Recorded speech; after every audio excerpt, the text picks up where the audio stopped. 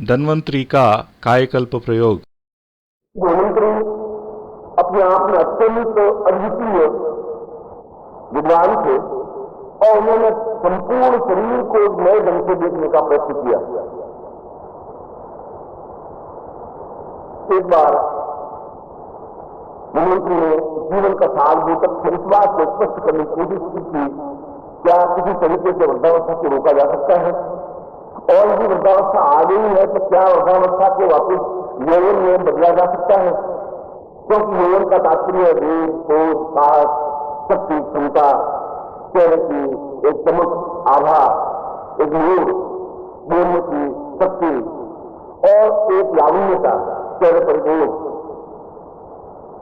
क्या जो सब कुछ समाप्त हो चुका है और जो सब कुछ वह यौवन अपने आप में बुढ़ापे में वृद्धावस्था में कन्वर्ट हो गया, बदल गया है, क्या हम उसको वापस यौवन में परिवर्तित कर सकते हैं? ये उनके जीवन का चिंतन रहा, क्योंकि इससे पहले इस प्रकार के प्रयोग हुए। प्रेम कुमार ने च्यवन को पूर्ण यौवनवान बनाया, अत्यंत वृद्धावस्था और इतना वृद्धावस्था की असक्त होकर के पुत्र उत्पन्न करने में भी सक्षम नहीं हो सके तो उन्हें वापस यौवनवान बनाने की और प्रयास किया। मगर वह तो बहुत पौराणिक काल की घटना होगी, बहुत आगे की घटना में धन्वंतरी ने कहा कि क्या किसी प्रकार से और किसी प्रयोग से क्या मैं इस बुढ़ापे को यौवन में बदल सकता हूं, और उन्होंने इसके लिए कई प्रयोग किए और प्रयोग किए। धन्वंतरी ने जिंदगी के 22वें वर्ष से इस समय में प्रयोग किए और मन में जिंदगी के 60वें वर्ष तक पहुंच गए। पूरे 40 साल इस कार्य के लिए अलग अलग प्रयोग करते गए, ये दे इस प्रकार से दे, इस प्रकार से किया करे, इस प्रकार से करे, मगर उसके बावजूद भी वे उसमें सफलता नहीं प्राप्त कर सके। और इस संबंध में उन्होंने जितने ग्रंथ, जितना हस्तलिखित साहित्य था उस पर को पढ़ा, उसका अध्ययन किया, उसके समान परिश्रम प्रयोग किए, अपने ऊपर भी किए, उन अन्य वृद्ध लोगों पर भी किए, जिसके माध्यम से वृद्धता यौवन में बदला जा सके। मगर 60 वर्ष की अवस्था तक भी धन्वंतरी जब सफलता प्राप्त नहीं कर पाए तो उन्होंने जो कुछ अपने प्रयोग और जो कुछ उपाय और जो कुछ एक्सपेरिमेंट लिखे थे और उस तक कम से कम 5-6 हजार तक पहुंचे हुए। बहुत दुखी और जाकर संतप्त होकर के उस पुस्तक को, जो बहुत बड़ी और चौड़ी लंबी चौड़ी किताब थी, उसको लेकर के नदी के किनारे आकर के बैठ गया। मैंने सोचा कि मैंने सारे जीवन को अगर अन्य कार्य में लगाया होता तो शायद जीवन का उपयोग ज्यादा अच्छा होता।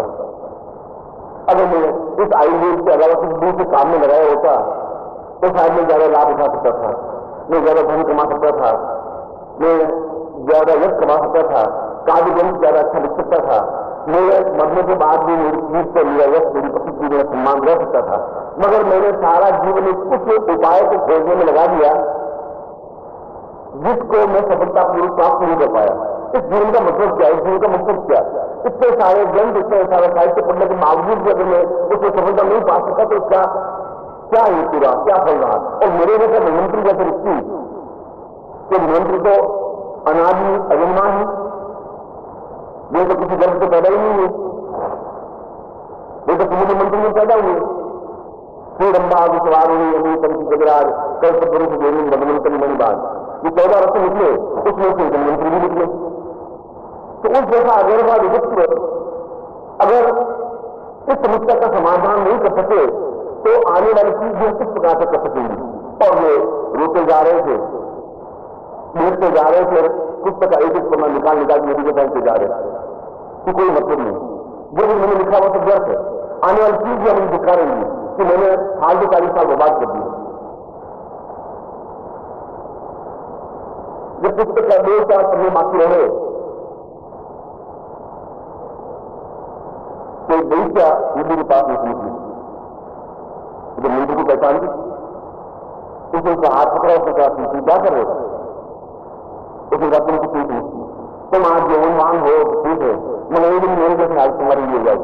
और मैं इस स्थिति को बिल्कुल वापिस बनाए रखना चाहता था, मैं यौवन को बुढ़ापन बदलना ही नहीं चाहता था, और अगर बुढ़ापा आ गया तो मैं यही मौसम बनना चाहता था, इसके लिए अपनी जिंदगी पूरी खपा दी और मैंने उस उसके को ज्ञान को चिंतन को प्राप्त नहीं कर पाया, तो वो मेरे जीवन का मकसद, मेरे जीवन का मूल्य कुछ रहा ही नहीं। ये सब पोसा, ये सब पुस्तक, ये जो देख रहे सब व्यर्थ है। और इसीलिए मेरे 40 साल की जिंदगी की जो कमाई उस पुस्तक में लिखी थी उस मैंने प्रोवाइड कर रहा हूं। वैसे में काफी ऐसा करने की जरूरत नहीं है। ऐसा हो सकता है कि तुम जिंदगी के उस मोड़ पर हो जहां सफलता एक इंच आगे हो, ऐसा हो सकता है। हो सकता है कि अगले कदम पर तुम्हारी सफलता मिले, अभी तो तुम हताश निराश हो जाएगी तो काम तुम्हारा नहीं चलेगा। उन्होंने उस उदाहरण देते हुए कहा कि कोई पानी अगर हम आंच पे रखें और वो पानी गर्म होता है तो ठीक 100 फॉर्मेट पे गर्म होता है, खोलने लगता है। जो पानी खोलने की क्रिया है वो 100 फॉर्मेट है। जब इतनी आंच मिले कि जब 100 फॉर्मेट पे पहुंचेगा तो पानी खोलेगा। और हमारी जिंदगी का मकसद अगर खोलना है, पानी का खोलाना है, तो 99.9 पॉइंट पर भी वो पानी खोलेगा नहीं। यदि उसमें आंच इतनी ली जाए कि 99% भी आंच चली जाए या 99.9 पर भी पहुंच जाए तो पॉइंट बंद रह जाए तब भी पानी नहीं खोलेगा। अब उसके बाद केवल 2 सेकंड की जरूरत है, 2 सेकंड आंच मिली, 0.1% और आंच मिली है, पानी खोलने लगे। मगर उसी समय जो 99.9% हो और आंच बंद करने की बेकार जिंदगी को मतलब पानी नहीं खोलेगा सारा। बहुत आंच जला दी, गैस बहुत जला दिया और पानी खोलेगा तो नहीं, इससे कोई मतलब नहीं है। और आंच बंद कर दे तो जिंदगी भर में ये अर्थ रह जाएगा कि पानी खोल नहीं सकता, क्या कितनी आंच जलाए, जबकि ऐसी बात है नहीं। हो सकता है कि 1-2 सेकंड और आंच दें और पानी खोलने लग जाए, तुम भी दुनिया की वही गलती कर रहे हो। हो सकता है कि तुम्हारे अगले प्रयोग में सफलता मिल जाए और उसी समय ये चेतना हुई कि वास्तव में बात तो सही है। एक विशेष क्षण पर जाने पर ही तो सफलता मिलेगी। मैं ऐसा कौन होता हूं कि मैं अपने प्रश्न को छोड़ दूं और प्रश्न को छोड़ने से ज्यादा कायरता कुछ नहीं हो सकती। ऐसा कुछ हो नहीं सकता कि जिंदगी में सफलता नहीं मिले। दुर्भाग्य यह है कि दुर्भाग्य का तात्पर्य है कि आप जब सफलता के बिल्कुल किनारे पर हो और आप वापस लौट जाए, ये आपका दुर्भाग्य है। और आप उस किनारे पर हो, एक मिनट आगे बढ़ जाए, उसको सौभाग्य कहते हैं। बस डिफरेंस इतना ही है। आदमी प्रयत्न दोनों मामले में करता है, अपने जीवन के दोनों क्षेत्रों में प्रयत्न तो करता है, पर दुर्भाग्य का तात्पर्य है कि उस जगह पर पहुंच करके सोच लेकर अब कुछ नहीं हो सकता और मिल जाए। उसने वकील का संगठन को उसको रोका, तो वापिस अपनी कुटिया में आए और आकर चिंतन किया कि सबसे तो मेरे कंठ में तो है, इसमें तो कोई दे रहा नहीं। इसमें तो कोई रहा है कि मैंने शरीर विज्ञान को बहुत गहराई के साथ अध्ययन किया है, मगर ये श्लोक अनायास क्यों निकला, कैसे निकला, तो मुझे बोलना क्या चिंतन किया। इसके पीछे अर्थ है और दोनों ने इसी श्लोक को आधार बना करके वापिस आता है क्रिएट किए। इसी श्लोक में जो कुछ उनके मुंह से निकला और उन्होंने श्लोक में कहा कि श्लोक का तात्पर्य, जब मैंने श्लोक आपके सामने बोला, श्लोक का तात्पर्य यह था कि काय बतामम परिसम सरेवम, काया और मन अपने आप में दोनों अलग अलग चीजें हैं, उनका आपस में कोई संबंध नहीं है।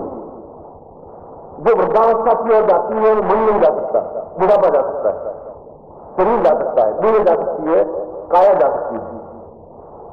जो वृद्धावस्था को प्राप्त करती है वो काया है, मन नहीं। क्या काया को मन में कन्वर्ट किया जा सकता है? क्या काया को मन बनाया जा सकता है? और यदि काया को मन बना दिया जाए तो फिर वृद्धावस्था आई नहीं सकती। कुछ नहीं चिंतन था उनका। तो मन बदलना बहुत कठिन है, काया को बदलना तो बहुत आसान है, शरीर को बदला जा सकता है। नहीं चाहती कि शरीर बनता है, बचपन से यौवन होने के बुढ़ापा की मृत्यु हो रही है, क्या आप वापिस विलय नहीं कर रहे और विलय मृत्यु हो सकती है? मृत्यु से वृद्धावस्था यौनावस्था बाद ऐसा आ सकती है। राजा भर्तृहरि की कहानी। दोमतीयम् भवसारनेत्रम् ज्ञानं च देवं भवतं श्रियं वै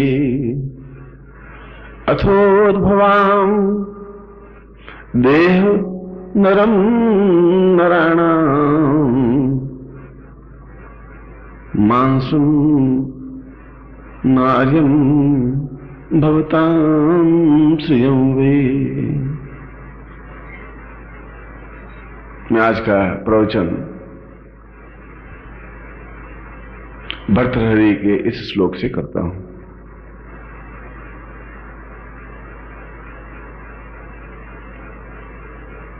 भर्तृहरि के श्लोक मुझे इसलिए प्रिय हैं, उन्होंने जीवन के तीनों अंगों को जी भर करके जिया है। तीन अंग हैं, एक राज्य सम्मान, राजा, वैभव, धन, यश, प्रतिष्ठा और जय जयकार। क्योंकि भर्तृहरि एक राजा था और चक्रवर्ती राजा था। पूरे भूमंडल पर, पूरे आर्यावर्त पर उसका शासन था और उसने जितनी कुशलता के साथ, जितनी श्रेष्ठता के साथ राज्य किया, नीति के साथ, वैसा अभी तक उससे पहले विक्रमादित्य ने तो किया था, मगर फिर कोई शासक ऐसा शासन नहीं कर पाया जिस शासन में निरंतर उन्नति होती रही। उसने उस जीवन को भी देखा। उसके बाद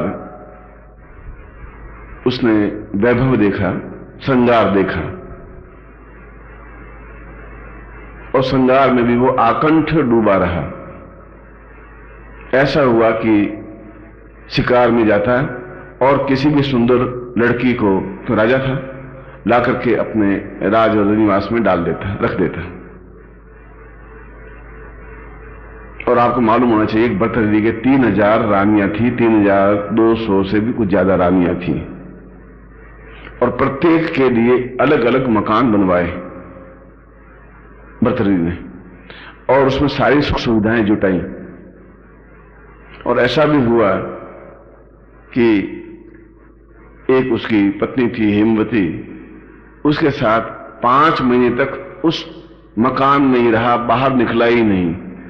न राज्य में गया, न राज्य वैभव में गया, न मंत्री परिषद बुलाई, न मतलब न्याय किया, न लोगों की फरियाद सुनी, महल से बाहर नहीं निकला। जैसे जयपुर के राजा जय सिंह अपनी नई रानी के प्यार में डूब गया और बाहर निकला ही नहीं, और बाहर से मंत्री लोग दरवाजा खटखटाते रहे कि महाराज 2 महीने हो गए हैं, लोगों की फरियादें आई हैं, अत्याचार हो रहे हैं, आप न्याय करें। आखिर न्याय कौन करेगा? तो अंदर से उत्तर देता कि मैं कुछ नहीं जानता हूं, मैं बाहर नहीं आऊंगा। और बिहारी ने, उस समय केवल बिहारी में ताकत थी, उसने दरवाजे पर जाकर के एक श्लोक पढ़ा, नहीं पराग नहीं मधुर मधु नहीं विकास यही काल, अली कली ही सो बंध्यो आगे कौन हवाल।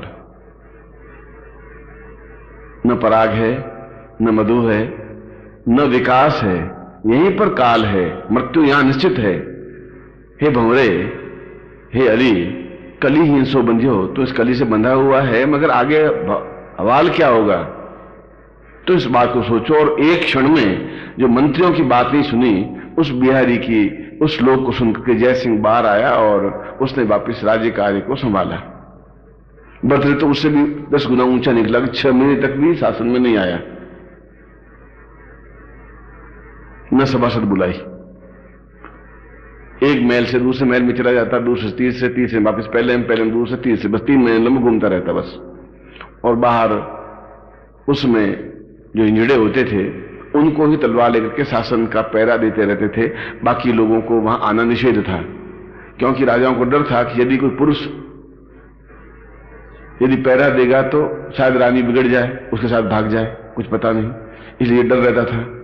स्त्रियों को पहरा देने की क्षमता नहीं थी, इसलिए आज तक भी जोधपुर के राजघराने में भी इंजड़े ही पहरा देते हैं उस निवास के चारों तरफ, बाकी राज्यों में भी देते ही होंगे। तो उसने राज्य भोग को भी पूर्ण क्षमता के साथ जिया, आज तक नहीं जी सका। और उसके बाद में एक दिन उसको चोट लगी, और चोट भी एक भयंकर लगी। शायद मैंने इस प्रसंग का आपके सामने उल्लेख किया कि स्त्रियाश्चरित्रम पुरुषं स भाग्यम देवो न जानाति कुतो मनुष्य। अब तो पुरुष चरित्र भी उससे ज्यादा तेज होने लगे हैं, पर यह श्लोक किसी पुरुष ने लिखा है, इसे स्त्रियों के बारे में लिख दिया है।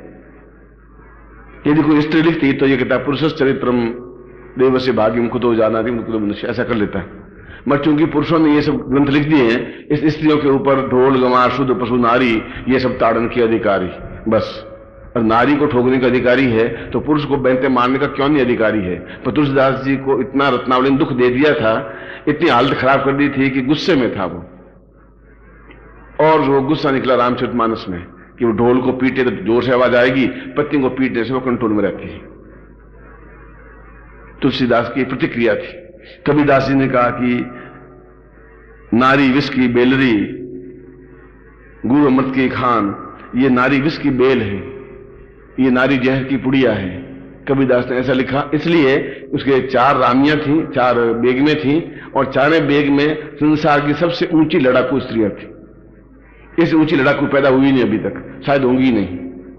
यदि वो पानी पिए, हाँ सला पानी पी करके लड़ाई करेगा ना, पी ले पानी, पी ले तो पानी पी ले और पी ले। रोटी खाए, उसने कहा कि नहीं ताकत ले जिससे ज्यादा लड़ाई कर सके, नहीं खाए तो भूखे मर, मुझे बदनाम कर दे मुझे। कबीरदास दुखी हो गए थे, इसलिए उनकी प्रतिक्रिया निकली। इसलिए अगर मैं ये कह रहा हूं कि भर्तृहरि ने यदि कोई प्रतिक्रिया व्यक्त की तो उसको एक ठोकर लगी और उसने वैराग्य ले लिया। जिस स्त्री को पुरुष अपनी पत्नी को सबसे ज्यादा प्रेम करता था, जिसके यहां 6 महीने तक रहा, राज्य कार्य भूल गया, उस स्त्री ने उसको इतना अधिक धोखा दिया, विश्वासघात किया कि उसकी कोई कल्पना नहीं। यद्यपि ये लंबी थोड़ी कहानी है, और फिर मैं कभी इस कहानी को मैं कई बार दोहरा भी चुका हूं। और उसने गुरु के पास जाकर के कहा कि मैं वैराग्य चाहता हूं। उसने कहा तुम राजा हो, मैं तुम्हारी प्रजा हूं, तुम्हारे शासन में मेरा आश्रम है, और तुम वैराग्य ले रहे हो, राज्य कार्य कौन चलाएगा? उसने कहा मेरे मरने के बाद कौन चलाएगा? और जो मरने के बाद चलाएगा उसको जीवित ही देख लेना चाहता हूं कि कैसे चलेगा, डूब रहा है, ठीक चल रहा है, गतिशील हो रहा है, नहीं हो रहा है। मुझे इसकी चिंता नहीं है, मुझे अपनी चिंता है, क्योंकि मैं एक भटका हुआ इंसान हो रहा हूं। मुझे मालूम नहीं पड़ रहा है कि मैं किस पगडंडी पर चल रहा हूं। मैं मोहग्रस्त हो गया हूं। मैं पत्नी और स्त्री और पुत्र और धन और वैभव और यश और सम्मान और परिवार के बीच में ऐसा उलझ गया हूं कि जिसकी कोई सीमा नहीं है। ज्यों ज्यों सुरजी बजो चाहत त्यों त्यों उर्जत जात। ज्यों ज्यों मैं सुलझ करके निकलना चाहता हूं कि चलो ये 4 समस्या मिट गई, अब 2 रह गई, तो त्यों त्यों 6 समस्याएं और आ जाती हैं। और ज्यों ज्यों सुलझ करके निकलना चाहता हूं त्यों त्यों उलझता ही जाता हूं। यूं तो मैं उलझता ही रहूंगा। ऐसा तो जीवन में आएगा ही नहीं कि मैं सुलझ करके वैराग्य लूं, क्योंकि वैराग्य लेने के लिए कोई तारीख और तिथि निर्धारित नहीं होती। और वैराग्य का तात्पर्य यह नहीं सन्यासी कपड़े पहने। वैराग्य का तात्पर्य यह है कि इस राग द्वेष से दूर हो जाए। जो राग से द्वेष दूर हो जाता है वह वैरागी है। राग का मतलब है न किसी लेना न किसी देना। कोई कहे तो ठीक, जवाब दे देना है तो सुन लेना कि कुत्ते भौंकते हैं, भौंकने दीजिए। कुत्तों का काम भौंकना है, वो भौंकेंगे। मुझे अपने मंत्र गति से गतिशील होते रहना है। मुझे अपना लक्ष्य ध्यान रखना है, क्योंकि ये सब मेरे साथ चलेंगे नहीं, चल ही नहीं सकते, संभव ही नहीं है। ये हमारा मोह है और हम मोह में डूबे हुए हैं और डूबे हुए थे और डूबे हुए रहेंगे मेरे प्रवचन के बाद भी, क्योंकि इससे पहले 25,000 गुरुओं ने ये बात कह चुके हैं। मैं पहला व्यक्ति नहीं हूं। इससे पहले 25,000 गुरुओं ने, ऋषियों ने अपने शिष्यों को, अपनी प्रजा को यह बात कह चुके हैं कि ये तुम्हारा कोई संसार में तुम्हारा नहीं है, तुम बेकार मोह में ग्रस्त हो और तुम्हें अपने आप में राग रहित होकर के अपने खुद के रास्ते को चुन करके गतिशील होना चाहिए। उसके बाद भी उनके चित्त पर कोई प्रभाव नहीं पड़ा, तो मैं भी समझता हूं कि मेरे कहने का भी चित्त पर प्रभाव मेरे शिष्यों पर या मेरी प्रजा पर नहीं पड़ेगा। फिर भी मेरा धर्म, मेरा कर्तव्य यह है कि मैं अपनी बात को दृढ़ता के साथ कहता रहूं। इसलिए भर्तृहरि ने 3 शतक लिखे, नीति शतक, श्रृंगार शतक और वैराग्य शतक। केवल 300 श्लोक लिखे। यह भी एक अलग कहानी है कि उन्होंने 300 श्लोक क्यों लिखे और इन श्लोकों में क्या विशेषता है। नीति श्लोक हमारे यहाँ पुस्तकालय में है, ये वैराग्य शतक और ये नीति शतक और भर्तृहरि शतक, तीनों श्लोक। मेरे कहने का तात्पर्य यह था कि भर्तृहरि ने एक बहुत अच्छा श्लोक लिखा है उस वैराग्य शतक में। उसमें नीति शतक भी है, दाक्षिण्यम सुजने दया परिजने शाठ्यम सदातुजने प्रीति साधुजने नयो नृपजने। यह एक नीति शतक का एक श्लोक है, 100 श्लोकों में से एक वैराग्य शतक का है। अर्धम चंद्र नित्वा शरभ शेतायाम सखिन सतांग प्रोद्भूतो श्रियतृष्णु मधुम निर्तो हर्म पृष्ठे विवृते संभोग क्लांत क्लांताम शीतलभुजलताम तर्जितम कर्करितो ज्योत्स्ना भिन्नाच धारम पिबतिन सलिलम शार्दम मंद भाग्य। ये श्रृंगार शतक में लिखा है। इससे ऊंचा श्रृंगार का कोई श्लोक आज तक लिखा ही नहीं गया, कालिदास भी नहीं लिख सका। अगर इस श्लोक की व्याख्या की जाए तो एक आदमी उत्तेजित होकर के एकदम से कुछ भी करने के लिए तैयार हो जाए, चाहे फिर जेल जाना पड़े उसको। यदि इसकी व्याख्या कर दी जाए तो इतना उच्च कोटि का ये, या इतना एक सेक्स में डूबा हुआ श्लोक है, भोग में डूबा हुआ श्लोक है, भोग में श्लोक है। उसी कवि ने, उसी राजा ने एक वैराग्य शतक भी लिखा। उस वैराग्य शतक में लिखा कि पुरुष और स्त्री दोनों के प्रति मोह रखना और अपने परिवार के पुरुष और स्त्रियों के प्रति मोह रखना सबसे ज्यादा मूर्खता और अज्ञानता है। इसलिए कि हम ए ग्रेड के अव्वल नंबर के मूर्ख हैं, इसलिए मोह रखते हैं। इंसान लिखा है, क्योंकि मैं अपने अनुभव के आधार पर कह रहा हूं। उसने कहा क्योंकि मैंने भोगा है, मैंने देखा है, अनुभव किया है। मैंने स्त्री के रूप को भी देखा है, प्रेमिका के रूप को भी देखा है और उसकी कुटिलता को भी देखा है, उसी स्त्री की जिसके प्रति मैं जान दे रहा था, प्राण दे रहा था। मैंने उस परिवार को भी देखा है जिसके लिए दिन रात दौड़ता रहा और जब मुझे तकलीफ हुई तब एक भी मेरे पास मंडराया नहीं, मेरे पास आया नहीं, मेरा दुख दूर किया नहीं, मुझे सांत्वना दी नहीं। वे अपने राग रंग में डूबे रहे, शराब पीते रहे और श्वास गुरुओं की आवाज सुनते रहे। और मैंने इस बात को निश्चय कर चुका हूं, समझ चुका हूं कि वैराग्य से ऊंची कोई चीज नहीं है, क्योंकि वैराग्य मेवा भयम। उसने कहा भोगे रोग भयम, कुलेचुरी भयम, वित्ते नृपालाद भयम, मौने दैन्य भयम, बले रिपु भयम, रूपे जराया भयम, शास्त्रे वाद भयम, गुणे खल भयम, काये कतांताद भयम, सर्वम वस्तु भयान्वितम भविर्नाम वैराग्य मेवा भयम। सब चीजों में भय है। मैं किसी लड़की से बात करूं तो भय है, मैं कोई चीज चुपके खा लूं तो भय है। वैराग्य में कुछ है ही नहीं साला, एक कुर्ता है, एक लंगोट है साला, और क्या है। और कुर्ता धोती पहने हुए तो मेरा कुछ है ही नहीं। पत्नी है तो अपनी जगह है, अपने खुद जलेगी, खुद खाएगी पिएगी, अपने मौज मस्ती रहेगी। मेरा क्या, मैं मान लो बहुत पीड़ित हूं भी, पत्नी मेरी कितनी सेवा कर रही है। अब मैं यहां बैठा हूं, मेरी पत्नी जोधपुर बैठी, फिजिकली कितनी सेवा हो रही है, आप कल्पना करिए। मानसिक सेवा तो इसलिए मैं उनका पति हूं, वो मेरी पत्नी है। ये मैं अपने खुद का उदाहरण दे रहा हूं, मैं किसी का भी उदाहरण दे सकता हूं। मगर हम उस मोहग्रस्त में हैं और बढ़ते करेंगे, रहेंगे और वैराग्य की कोई तारीख नहीं है। भाई 50 साल के बाद वैराग्य लेना चाहिए, 80 साल के बाद वैराग्य लेना चाहिए। जितना विलंब से लेता है उतना ही समय वो बर्बाद करता है। जो चेत जाता है वैराग्य ले लेता है, अपना काम करता रहता है, घर में भी रहता है, मगर अपने आप में निष्फल रहता है कि ये सब व्यर्थ है, मेरे जीवन का लक्ष्य ये नहीं है। क्यों मुझे मरने के बाद और जीवित काल में भी मुझे कोई याद नहीं करेंगे, मैं सामान्य जीवन व्यतीत करूंगा। आप मालूम इस मकान में कौन रहता है? सामने मकान में तुम इस साल भर से तो यहां रहते हो, इस मकान में कौन रहता है तुम्हें कुछ मालूम है? इस नाम क्या है? इसके बेटे का नाम क्या है? इसकी पत्नी का नाम क्या है? इस बहू का नाम क्या है? मुझे कुछ आप नाम तो बताइए। आप तो एक साल भर से रह रहे हैं, क्योंकि इस व्यक्ति ने जिंदगी में कुछ किया ही नहीं। कपड़े की एक दुकान खोली सिर्फ चांदनी चौक में, और कपड़ा लाके बेचता, कट पीस का कपड़ा बेचता हुआ, और एक बेटा और एक बेटी, मकान 8 कमरे और बना दिए। 8 कमरों में 3 लोग कैसे समाएंगे?